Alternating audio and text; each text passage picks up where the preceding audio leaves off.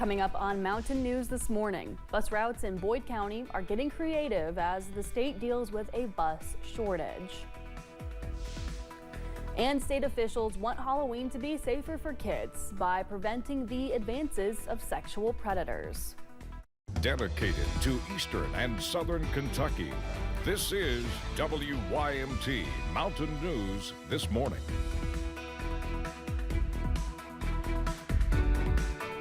Good morning, Mountain family. Happy Wednesday. My name is Amelia Lee. It is 6:30 on October 30th. It's also time for meteorologist Drake Foley to give us a check of our forecast this morning.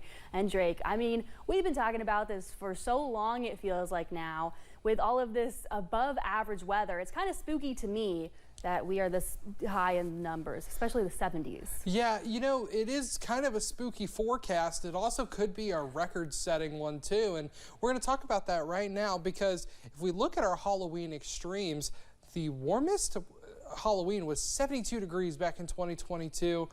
We're going to be 78 degrees on Halloween, so that's going to be a new record set if that forecast does come true. Now, that does have to deal with a little bit of cloud cover, and we do have a chance of rain tomorrow.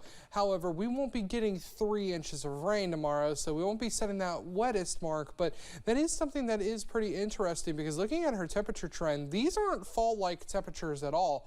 These are really close to, you know, our very early fall and late summer temperatures. We were even cooler at some points back in August. So looking at that 77 and then going back to 75, 76 next week is going to be hot as well. But, you know, before you go out today, go ahead. Go grab a coffee at Amelia's Americanos. You can get a medium there, and it's 52 degrees. It's going to be a nice day to get a hot coffee, and even if you want to, you can get an iced coffee when you go back later in the day, because it's going to be sitting in those high 70s. Amelia? All right, Drake, I think I'll get myself a large iced coffee. Well, 2 people have been indicted on multiple charges in Whitley County. Adam Hayes and Brittany Slaughter were charged with murder in connection with the death of 4-year-old Chloe Darnell. Both were also indicted on charges of tampering with evidence and criminal abuse. Documents filed by the Whitley County Commonwealth's Attorney Office show the intent to seek the death penalty in the case. Hayes and Slaughter will both be arraigned next month. Also in Whitley County, a South Carolina man has been indicted on charges stemming from an attempted kidnapping incident. Willie Bethea was indicted on 2 counts of attempted kidnapping and 1 count of being a persistent felony offender. That incident happened following Bethea's reported child abduction attempt in August. Bethea will be arraigned in Whitley Circuit Court on November 18th. A man is facing child sexual abuse charges in Laurel County. 56-year-old Thomas Scott of East Bernstadt was arrested on Monday. The arrest stems from a situation where police say a complaint warrant was filed. Scott was taken to the Laurel County Correctional Center. Also in Laurel County, a man is facing charges after a reported drive-by shooting incident that happened more than 2 weeks ago. Police arrested 39-year-old Kristen Baker on Monday. Police say the shooting happened roughly half a mile from London. Baker reportedly fired a shot from a weapon that struck a vehicle driving past a business on North Laurel Road. No one was hurt in the shooting, but the vehicle was damaged. And here is an update to a story that we first brought to you on Monday. A former Lynn Camp High School basketball player is defending his former coach following a controversial video posted on social media. The video reportedly shows the coach, identified as Tyler Wagner, using explicit language while talking to his players in the locker room. Zach Thorpe is the former player, and he says that this happened last year and that Coach Wagner is a great coach. School officials say that they are investigating. Police in Berea were able to help find a teen who police say was taken by his non-custodial father. It was reported that Christopher Brown had picked up his son on Sunday, but Brown had his parental rights taken away after an abusive incident. The next day, the Berea Police Assistant Chief says they were notified by their flock cameras that Brown's vehicle was in the area. They were able to find the vehicle and conduct a traffic stop on it through the help of those flock cameras. October is Bully Awareness Month, And although October is a few days shy of being over, those with the Sapling Center say it is important to keep bully awareness going on. Community Support Associate Alex White says it is also critical for those being bullied to reach out. Just hang in there. Don't be afraid to reach out. Don't be shy. There's nothing wrong with being vulnerable. There's nothing wrong with being open to different people and different things. The Sapling Center has locations in Perry, Letcher, Knox, and Knott counties. They provide individual counseling, group therapy, life skills training, and arts and crafts. A shortage of bus drivers is causing Boyd County schools to rework their routes.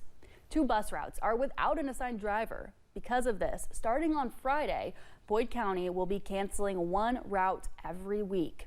Boyd County Schools Superintendent Bill Boblett says this is an issue happening throughout Kentucky.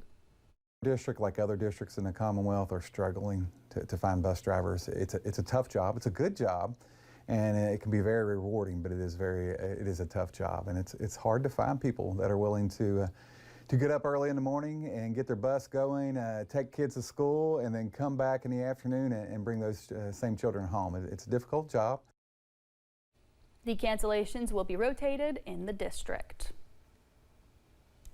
The University of Pikeville is taking a new healthcare initiative to Floyd County. The former Worldwide Equipment building in Prestonsburg was donated to the university and will soon be home to a new clinic devoted to accessibility and prevention. The Appalachian Center for Preventative Medicine is expected to be complete by 2025 and will provide a clinic setting that allows students to get hands-on experience while providing healthcare opportunities to the community. The clinic space will, of course, service our patients and community members in Eastern Kentucky, but our students as well. We're going to be having medical students as part of their training process, optometry students. We have a new dental school, and we'll have a dental section of the clinic in addition to nursing and social work. University representatives say the new building will continue the mission to expand the campus and all it has to offer into the community and the region. Dr. Lori Worth says the first groups will begin using the space in the fall of 2026. Officials with the Appalachian Regional Commission announced they have awarded more than $33 million to 12 projects driving economic growth through several states. Among the organizations receiving money, the Appalachian Service Project received $10 million for home repairs and disaster recovery efforts. ARAs received $500,000 to develop a plan for a health task force. And Teach for America received $500,000 to expand recruitment. A former Southern Kentucky police chief has died. In a post on social media, the London Police Department says Elijah Holland served the community for more than 2 decades. He was promoted as the London Police Chief in 1993 before retiring in 2010. Officials with the police department say, quote, his leadership and commitment to safety and justice left a lasting impact, end quote. Funeral arrangements for Holland have not yet been announced. The London Police Department and community members are coming together this evening to honor one of their own. Starting at 6, the community will gather at the London Farmers Market for a memorial walk in remembrance of Sergeant Loden Medlock. Medlock was killed by a drunk driver in the line of duty 2 years ago. The walk will end at the crash site where a small tribute will be held.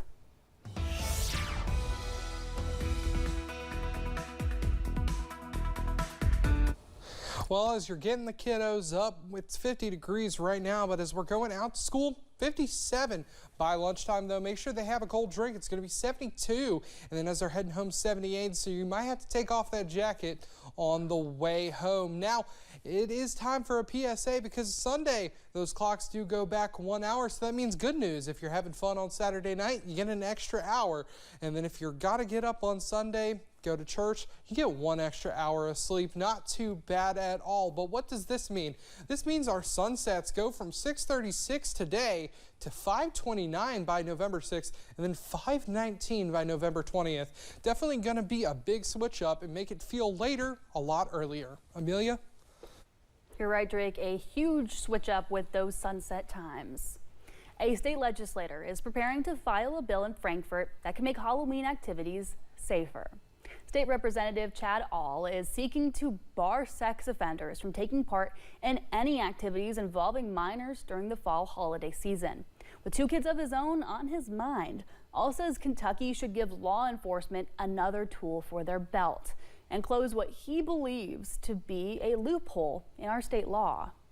This is a really simple one-page piece of legislation that says if you're a convicted sex offender dealing with minors, that you can no longer participate in Halloween activities like passing out candy. If it passes here during the upcoming session, any sex offender caught participating in Halloween activities would be charged with a misdemeanor for their first offense and a felony for any subsequent violations. Trick-or-treaters will be going door to door for candy on tomorrow, but they might not know where to walk or always know who they are getting candy from.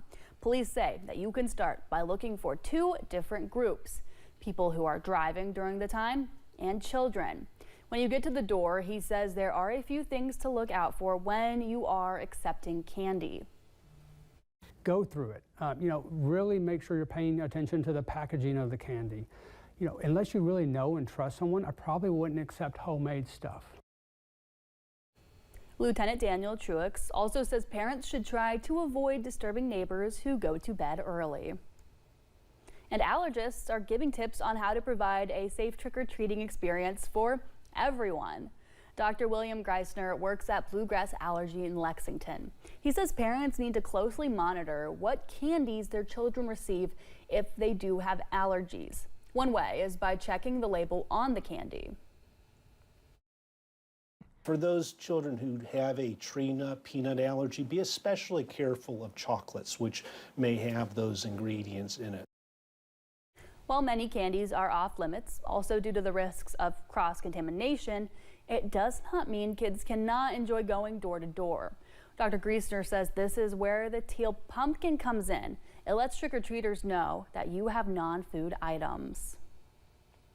Musicians with the Kentucky River Honors Band performed at the Forum in Hazard last night.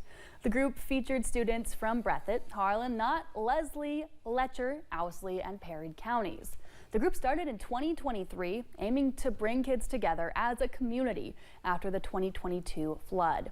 Band director Bobby Souse says it is important to have events like these. We're here for the kids. That's what we're here for. You don't go to school to be a teacher if you're not here for the kids. And we're just willing to come here and spend the entire day working with them. It's a lot of fun. They have a good time. We have a good time. The event was sponsored by the Appalachian Arts Alliance. Souse says they plan on having more events like this one in the future. Thank you for joining us. The time is now 6:43. So to come on Mountain News this morning, book readers are searching for their happily ever after as a mini boom of romance bookstores begins to appear. Stop